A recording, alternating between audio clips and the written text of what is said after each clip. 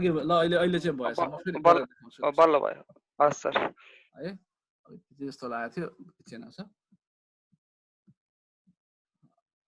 एनालाइजमा जाने रिग्रेसनमा जाने र लिनियरमा जाने अब लिनियर रिग्रेसन कुन बेला गर्न सकिन्छ फेरि पनि सुनौ when your dependent variable is continuous total surgery time minutes चाहिँ it is continuous त्यही भएर मैले डिपेन्डेन्टमा लगेँ एन्टिबायोटिक्स प्रयोग गरेको छ छैन डग वेट पनि भयो होइन र डगको जेन्डरलाई मैले इन्डिपेन्डेन्टमा लगेँ त्यसपछि अप्सन्समा हेर्न पनि सक्छु होइन हाम्रो कहिलेसम्म छ भन्दाखेरि नगर्दा पनि फरक पर्दैन त्यसपछि क्लिक ओके गरिसकेपछि अब हाम्रो आउटपुट हेरौँ आउटपुट हेर्दाखेरि चाहिँ पहिले हाम्रो मोडल समरीमा चाहिँ एडजस्टेड आर स्क्वायर भ्यालु हेरौँ एडजस्टेड आर स्क्वायर भ्यालु चाहिँ कति छ 0.13 छ भनेको 13% variation in total surgery time is explained by gender of dog, weight of dog and use of antibiotics. र total surgery time लाई चाहिँ असर गरेको छ या छैन भनेर हेर्दाखेरि यो चाहिँ सिग्निफिकेन्स छ भनेपछि हाम्रो नल हाइपोथेसिस चाहिँ रिजेक्ट भयो भनेपछि हामीले अल्टरनेट हाइपोथेसिसलाई चाहिँ केलाई स्टेट गर्न सक्छौं त भन्दाखेरि total surgery time is significantly affected अथवा significantly altered by gender of dog, weight of dog and use of antibiotics. त्यसपछि कोफिसिएन्टमा हेरौँ कोफिसिएन्टमा चाहिँ यो सिग्निफिकेन्स भ्यालु हेरौँ कन्स्ट्यान्ट सिग्निफिकेन्स छैन त्योदेखि बाहेक एन्टिबायोटिक्स युज गर्दाखेरि डगको वेट ले पनि र डगको जेन्डरले पनि असर गर्दो रहेछ अब यसलाई चाहिँ कसरी एक्सप्लेन गर्ने त भन्दाखेरि मैले यो स्लाइडमा पनि लान चाहे है यसकै कुरा एक्सप्लेनेसन छ कुन बेला चाहिँ गर्न सकिन्छ भन्ने कुराहरु मैले अघि पनि भनिसकेको छु र अलिकति थ्योरेटिकल पार्ट छ यसलाई चाहिँ मैले अहिले एक्सप्लेन गरिन तिमीहरुले पढिसकेकै छौ जस्तै मैले तीनटा हाइपोथेसिस है नेट अफ अदर फ्याक्टर्स तीनटा हाम्रो फ्याक्टर्सहरु छ नि त हैन जस्तै मैले यहाँ एजलाई चाहिँ त्यो तिम्रो कन्टिन्युअस होला भनेर राखेको थिए हैन के फरक पर्दैन सपोज त्यो एज ग्रुप नभइकन एज नै होस् हैन जस्तै अल्टरनेट हाइपोथेसिस कसरी राख्छु हेर है net of other factors total surgery time is more in female than male dog है सेकेन्ड अल्टरनेट हाइपोथेसिस के हुन सक्छ net of other factors total surgery time is more in old dogs third के हुन सक्छ त भन्दाखेरि net of other factors total surgery time is more in heavy dogs धेरै वेट भएका डग्सहरु है त्यो किसिमले तीनटा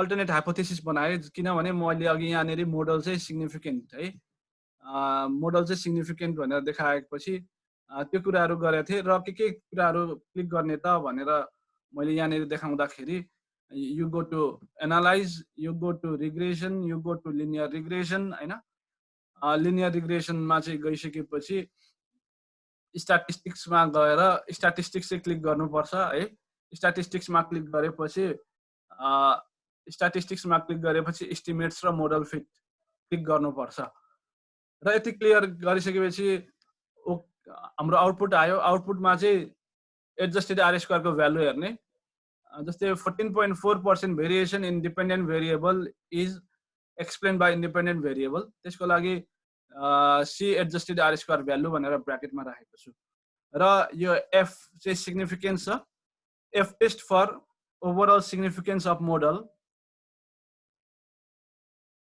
इज सिग्निफिकेन्ट त्यो भनेको के हो त भन्दाखेरि द मोडल इज गुड र यसमा चाहिँ एफ को भ्यालु के छ 6.66 छ p इज लेस देन 0.01 अब यसलाई हामीले कसरी स्टेट गर्छौं त भन्दाखेरि द मोडल इज सिग्निफिकेन्ट है तिमीहरुले अब प्रेजेन्ट गर्दाखेरि जस्तै तिमीहरुको डिफेन्स हुन्छ डिफेन्स हुँदाखेरि चाहिँ ल्याङ्ग्वेज कुन युज गर्ने त भन्दाखेरि this model is significant and fits the data at p less than 0.001 यसरी भन्नुपर्ने हुन्छ अथवा द मोडल इज गुड भनेर पनि भन्न सक्छौ अब त्यसपछि कोएफिसिएन्ट को भ्यालु हेरौं look on the coefficient table and see unstandardized coefficient b को भ्यालु हेर्ने है कन्स्ट्यान्ट को इन्टरसेप्ट कति छ -2.25 छ p is greater than 0.05 antibiotics 1 यस भनेको 1 नो भनेको 0 रिग्रेसन कोएफिसिएन्ट कति छ 5.24 p is less than 0.05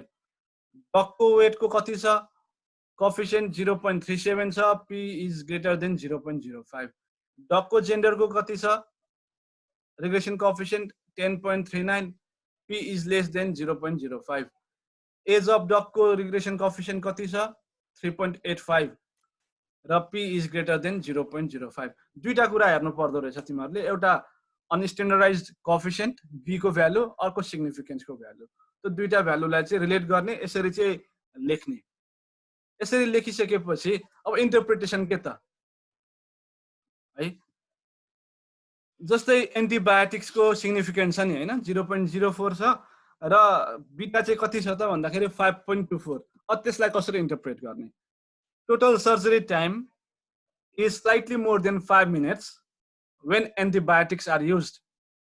Right? Total surgery time is slightly more than 5 minutes किन 5.24 छ total surgery time 1 को जे छ त्यसैले है 1 yes छ नि त हाम्रो यदि 1 no भएको भए चाहिँ हामीले slightly less than भन्थ्यौ है तर हाम्रो 1 भनेको चाहिँ एन्टिबायोटिक्स युज गरेको छ भनेर कोडेड गरेका छौं त्यही भएर total surgery time is slightly more than 5 minutes when antibiotics are used as compared when antibiotics are not used. किन बीटाको भ्यालु 5.24 छ यदि यहाँ माइनस भएको भए के हुन्थ्यो total surgery time is slightly less than 5 minutes when antibiotics are used भनेर हुन्थ्यो है त्यसैगरी डग जेन्डर हेर्दाखेरि के छ त 10.39 छ Total surgery time in female dog is slightly more than 10 minutes as compared to male dog. र बीटाको भ्यालु यति छ र p is less than 0.05 यो किसिमले चाहिँ इन्टरप्रेट गर्न सक्छौ र टेबलमा चाहिँ कसरी राख्ने त भन्दाखेरि हेर है जुन जुन तिमीहरुको इन्डिपेन्डेन्ट भेरिएबल्सहरु युज गरेका छौ यो इन्डिपेन्डेन्ट भेरिएबल्सहरु एज अफ डग डगको जेन्डर डगको वेट र एन्टिबायोटिक्स इन्डिपेन्डेन्ट भेरिएबल भनेर त्यो चारवटा भेरिएबल्सहरु लेख्छौ र 1 ले के कोड गरेको छ त्यो कुराहरु लेख्छौ त्यसपछि यो कन्स्ट्यान्ट भनेको चाहिँ इन्टरसेप्ट हो यो कन्स्ट्यान्ट भनेको चाहिँ इन्टरसेप्ट हो है कन्स्ट्यान्ट भनेको चाहिँ इन्टरसेप्ट हो इन्टरसेप्टमा त्यो कन्स्ट्यान्टको भ्यालु रिग्रेसन कोएफिसिएन्ट के छ त्यो भ्यालु लेख्छौ अनि त्यसपछि मोडल एफ भनेको चाहिँ यो एफ को भ्यालु यो जुन 6.66 छ यसमा त्यो चाहिँ मोडल एफ भ्यालु हो र सिग्निफिकेन्स जस्तै यो टेबलमा मोडल एफ को भ्यालु 6.66 हुन्थ्यो र तीनटा एस्ट्रिक हुन्थ्यो है र रिग्रेसन डिग्री अफ फ्रीडम कति छ 3 छ अब यसमा चाहिँ रिग्रेसन डिग्री अफ फ्रीडम कति छ 4 छ यहाँ चाहिँ रिग्रेसन डिग्री अफ फ्रीडमको ठाउँमा तिमीहरुले 4 लेख्थ्यौ त्यसैगरी रेसिडुअल डिग्री अफ फ्रीडम तिम्रो केसमा यहाँ कति छ 131 छ यहाँ रेसिडुअल डिग्री अफ फ्रीडम चाहिँ 13 भनेर लेख्थ्यौ र एडजस्टेड आर स्क्वायर को भ्यालु चाहिँ लेख्छौ र यदि सिग्निफिकेन्स हैन भने चाहिँ यहाँ तिमीहरुले के लेख्छौ जस्तै 0.05 भन्दा मात्रै थोरै छ भने एउटा एस्ट्रिक दिन्छौ 0.01 भन्दा थोरै छ भने दुईटा एस्ट्रिक दिन्छौ 0.001 भन्दा थोरै छ भने तीनटा एस्ट्रिक दिन्छौ तर यदि सिग्निफिकेन्ट डिफरेन्स छैन भने एनएस लेख्छौ है त्यो चाहिँ नबिर्सिने र यसरी चाहिँ हामीले मल्टिपल रेस्पोन्स चाहिँ हामीले क्याल्कुलेट गर्नलाई अथवा चाहिँ एनालाइज गर्नलाई सक्छौं यसमा केही कन्फ्युजन छ यसरी तिमीहरुले पनि प्र्याक्टिस गर्नुपर्यो मलाई लाग्छ धेरै थोरैले चाहिँ त्यो भिडियोहरु अथवा स्लाइड्सहरु चाहिँ हेरेको छ है त्यसले गर्दाखेरि त्यो नहेरिकन चाहिँ गर्न गाह्रो हुन्छ है एकचोटी आफूले पनि प्र्याक्टिस गर्नुपर्ने हुन्छ अब यो भर्चुअल भएकोले गर्दाखेरि म सबैले गरेको छ छैन भनेर चाहिँ हेर्नलाई गाह्रै हुन्छ त्यही भएर तिमीहरु आफैले चाहिँ प्र्याक्टिस चाहिँ गर्नुपर्ने हुन्छ र अर्को छ यहाँनिर अब तिमीहरुलाई त काम लाग्छ लाग्दैन थाहा छैन कल्पना साई अहिले युपीए को मेरो स्टुडेन्ट है यसको चाहिँ मल्टिपल रेस्पोन्स धेरै आएको छ र त्यो मल्टिपल रेस्पोन्स चाहिँ कसरी एनालाइज गर्न सकिन्छ भन्ने कुराहरु चाहिँ अहिले देखाउने छु म त्यो चाहिँ जस्तै यो कल्पनाको स्टडी हो कल्पनाको स्टडी हो र कल्पनाको उसले चाहिँ दैलेखमा है इथ्नोबोटनिकल सर्वे गरेको थियो र त्यो सर्वेमा चाहिँ धेरै मल्टिपल रेस्पोन्सहरू आएको छ र जस्तै हामीले हेर्न सक्छौँ उसको डाटा है सबै दैलेखमा छ name of respondent age gender type of education र यहाँनिर हेऱ्यौँ भने जस्तै कल्पनाले अनम्युट गर है हजुर सर जस्तै यो हाम्रो नलेज अफ इथ्नोबोटनिकल नलेज भनेर छ नि हैन हजुर जस्तै यो मल्टिपल रेस्पोन्स हो है तिमीहरूलाई थाहा छैन भने जस्तै 1,2,3 उसले तिनटै पर्पसको लागि चाहिँ इथ्नोबोटनिकल नलेज युज गरेको छ भनेको छ है र यो मल्टिपल रेस्पोन्सलाई चाहिँ हामीले एनालाइज गर्नुभन्दा अगाडि त्यसलाई चाहिँ स्लाइटली हामीले अलिकति चेन्ज गर्नुपर्ने हुन्छ र त्यो कसरी गर्ने त भनेर म तिमीहरूलाई देखाउँदैछु है त र तिमीले पनि सायद हेरि पनि सक्यो होला जहाँसम्म लाग्छ मलाई त्यो मैले पठाएको भिडियो त्यही पनि एकचोटि फेरि यही आएको बेला चाहिँ मैले देखाइदिइहालेँ है त जस्तै यो तीनटा पर्पस मध्ये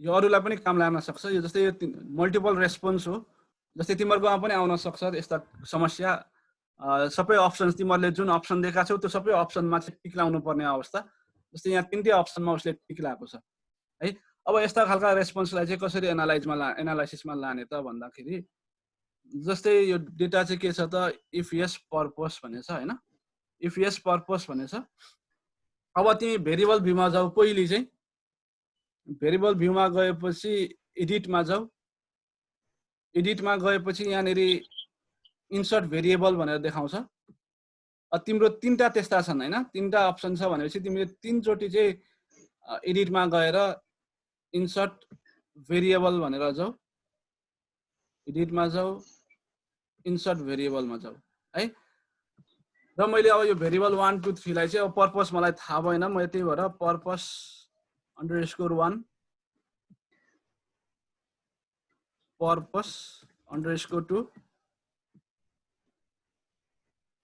पर्पस _3 भनेर लेखेँ है तीनटा पर्पस भनेर लेखेँ र यहाँ तीनटै अप्सन्सहरू छन् त हैन अब जस्तै यो फर्स्ट केसमा पर्पस 1 पनि छ त्यसलाई चाहिँ यस भनेर लेख यदि छ भने छैन भने 0 लेख्ने है जस्तै यहाँनिर अप्सन 2 मा चाहिँ 1 र 3 उले टिक गरेको थियो भने पर्पस 2 को ठाउँमा चाहिँ 0 हुन्थ्यो तर यहाँ त 2 पनि गरेको छ त्यही भएर त्यसमा पनि 1 हुने भयो त्यसपछि पर्पस 3 है यसरी यहाँ हेर्दाखेरि सबै चाहिँ तीनटै अप्सन छ सबैमा तीनटै अप्सन रहेछ है त्यही भएर मैले चाहिँ के गरे त भन्दाखेरि अब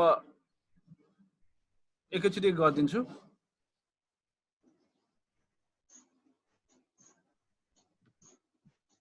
पेस्ट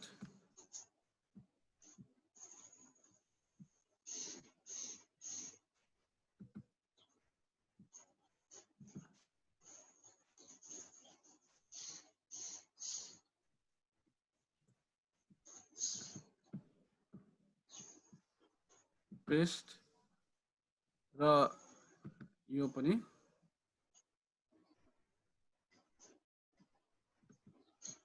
पेस्ट है यो तीनटै अप्सन भएकोले गर्दाखेरि मैले 1 1 1 भनेर लेखेँ यदि अप्सन 3 नभएको भए यसमा मैले के लेख्थे त 0 भनेर लेख्थे है सपोज यहाँनिर चाहिँ 1 र 2 मात्रै भएको भए सपोज 1 र 2 मात्रै भएको भए मैले यहाँनिर चाहिँ 0 भनेर एड गर्थे पहिले तिम्रो जति पनि त्यस्तो मल्टिपल रेस्पोन्स छ मल्टिपल रेस्पोन्सलाई यही किसिमले चाहिँ प्रत्येक अप्सनलाई चाहिँ एउटा रेस्पोन्स जस्तो मान्नु पर्यो है जस्तै यहाँ अर्को एक्जाम्पल छ जस्तै यो पोटेन्शियल 5 वटा फुड क्रप्सहरु नेग्लेक्टेड अन्डर युटिलाइज स्पेसिसहरु के छन् तपाईले युज गरेको भनेर सोधेको थियो तिमीले हैन त्यहाँनिर चाहिँ निग्रो सिस्नो अल्लो ब्याम्बो कोइरालो सबैमा छैन अरु अप्सन पनि छ मैले यहाँ 5 वटा मात्रै गरेको छु जस्तै तलपट्टि चाहिँ फापर होला हैन हरिमल्ले होला त्यो जति पनि अप्सन्सहरु छ नि सबैलाई चाहिँ यसरी डाइकोटोमिज बनाउने कतापट्टि गएर त भन्दाखेरि यहाँनिर भेरिएबल भ्यूमा गएर भेरिएबल्सहरु एडिटमा गएर एडिटमा गएर इन्सर्ट भेरिएबल गर्दै जाने है। यसरी गरिसकेपछि अब के गर्नु पर्यो त तिमीले भन्दाखेरि एनालाइजमा जाने है। त्यसको पनि गर है त्यसरी। मैले अलिकति 5 वटा मात्रै क्रप्सको चेक गरेको छु हैन, हजुर तर अरु क्रप्सहरुको पनि तिम्रो थप म यो फाइल चाहिँ तिमीलाई पठाइदिन्छु। जस्तै फापर भनेर एड गर हैन, हरिमाले एड गर, किम्बु एड गर है। त्यसरी अप्सन एड गर्दै जाऊ र जसको गरेको छ तिनीहरुको चाहिँ 1010 हैन, गरेको छैन भने जस्तै यहाँनेर हेर्यौ भने जस्तै यो अप्सनमा हेर्यौ भने यहाँनेर चाहिँ बेम्बो गरेको छैन यसले हैन। मैले त्यही भएर यहाँनेर चाहिँ के लेखेको छु 0 भनेर लेखेको छु। यहाँ पनि बेम्बो छैन, त्यही भएर चाहिँ मैले बेम्बोको उसमा यसले गरेको छैन भनेर लेखेको छु।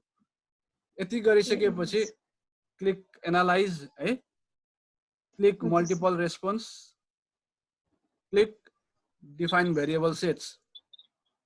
अब कुन सेट्सहरुले चाहिँ मल्टिपल रेस्पोन्स बुझाउँछ त भन्दा अहिले मैले पर्पस 1, पर्पस 2, पर्पस 3 यो तीनटा भेरिएबल्सले चाहिँ मल्टिपल रेस्पोन्स बुझाउँछ हैन। अनि यो डाइकोटोमिज भनेर क्लिक गर। अनि काउन्टेड भ्यालु कुन भ्यालुले चाहिँ यस भनेर बुझाएको छ त भन्दा भ्यालु 1 ले बुझाएको छ है। त्यसपछि यसलाई यो के हो त भन्दाखेरि पर्पस युज अफ हैन, पर्पस मैले युज ETH भनेर लेखे है। अनि यहाँ लेबलमा चाहिँ purpose of use of ethno botanical knowledge भनेर लेखे है। त्यसपछि click add and then click close. यति गरिसकेपछि फेरि एनालाइजमै जाऊ। एनालाइजमा गएपछि मल्टिपल रेस्पोन्समा जाऊ अनि फ्रिक्वेन्सीज सिलेक्ट गर। त्यसपछि मल्टिपल रेस्पोन्स सेट्सलाई चाहिँ टेबल फर्ममा जाऊ अनि त्यसपछि क्लिक ओके। अब तिमीले आउटपुट हेर्यौ भने चाहिँ यहाँ हेर त पर्पस यहाँनेर पर्सेन्टेज अफ केस पनि छ, पर्सेन्टेज अफ रेस्पोन्स पनि छ। Don't see percentage of case, see percentage of response है। Out of total use purpose हैन 33% of response was for purpose 1, 33.3% was for purpose 2 and 33.3% was for purpose 3। त्यसरी चाहिँ हामीले explain गर्न सक्छौं है। अरु कसैकोमा पनि मल्टिपल रेस्पोन्सहरु छ भने चाहिँ यो किसिमले भन्न सक्छु। लगभग अब मैले देखाउने कुराहरु चाहिँ लगभग यति नै छन् है। अब तिमीहरुले पनि सायद अब आफै पनि प्र्याक्टिस गर्छौ होला। अनि म एउटा अर्को स्लाइड चाहिँ पठाइदिन्छु। यो अहिलेसम्म जति पनि भनेको छु त्यसलाई समराइज गरेर एउटा अर्को कुरा चाहिँ राख्दिन्छु। जस्तै अस्ति आशिषले मलाई सोधेको थियो नि हैन, जस्तै कुन बेला चाहिँ फिशर एक्ज्याक्ट टेस्ट गर्ने, कुन बेला चाहिँ काई स्क्वायर टेस्ट गर्ने हैन, कुन बेला चाहिँ लाइक्लिहुड रेशियो हेर्ने भन्ने कुराहरु हुन्छन् के। त्यस्तो कुराहरुको बारेमा पनि भन्नेछु। प्राय जस्तै अस्ति पनि मैले अलिकति कुरा चाहिँ भनेको थिएँ। जस्तै कुनै पनि काउन्ट चाहिँ लेस देन 5 भन्नु भने चाहिँ लाइक्लिहुड रेशियो अथवा चाहिँ फिशर एक्ज्याक्ट टेस्ट हेर्ने भनेर भनेको थिएँ मैले हैन। र त्यो फिशर एक्ज्याक्ट टेस्ट चाहिँ 2x2 म्याट्रिक्सको लागि मात्रै हेर्न सकिन्छ है। यदि 2x2 छैन भने चाहिँ हामीले लाइक्लिहुड रेशियोमै हेर्छौं। र त्यो कुराहरु पनि म जस्तो स्लाइडमा चाहिँ राख्दिन्छु। एकचोटी तिमीहरुले सबैले चाहिँ आफ्नो डेटा चाहिँ प्र्याक्टिस गर, हेर हैन। र कताबाट सजिलो हुन्छ त्यो गर्न सकिन्छ। र मैले अर्को एउटा देखाउँछु भनेको थिएँ तिमीलाई सायद। यो ट्रिटमेन्टको डेटा पनि छ हैन। त्यसको पनि अर्को तरिकाबाट पनि मैले एनालाइज गर्न सकिन्छ भनेको थिएँ। त्यसको चाहिँ म फेरि एकचोटी देखाउँदै छु तिमीहरुलाई। जस्तै गो एनालाइज, जस्तै अस्ति जुन ट्रिटमेन्ट र रेप्लिकेसनको थियो नि हैन। Go to general linear model, go to univariate. जस्तै यो ट्रिटमेन्ट यो फिडहरु छ F1, F2, F3, F4, F5, F6 छ। अनि त्यसपछि वेट गेन छ अनि त्यसपछि मोर्टालिटी छ नि हैन। त्यसमा चाहिँ मैले सपोज अहिले एफ टोटल फिड इन्टेक टोटललाई चाहिँ लगेँ डिपेन्डेन्ट भेरिएबलमा र ट्रिटमेन्ट र रेप्लिकेसनलाई मैले फिक्स फ्याक्टरमा लगेँ। त्यसमा लगिसकेपछि मैले के गर्छु त मोडलमा जान्छु। मोडलमा गएपछि कस्टममा क्लिक गर्छु। टाइपमा चाहिँ मैले मेन इफेक्ट भनेर हेर्छु र ट्रिटमेन्ट र रेप्लिकेसन दुईटैलाई लान्छु। त्यसपछि क्लिक कन्टिन्यू।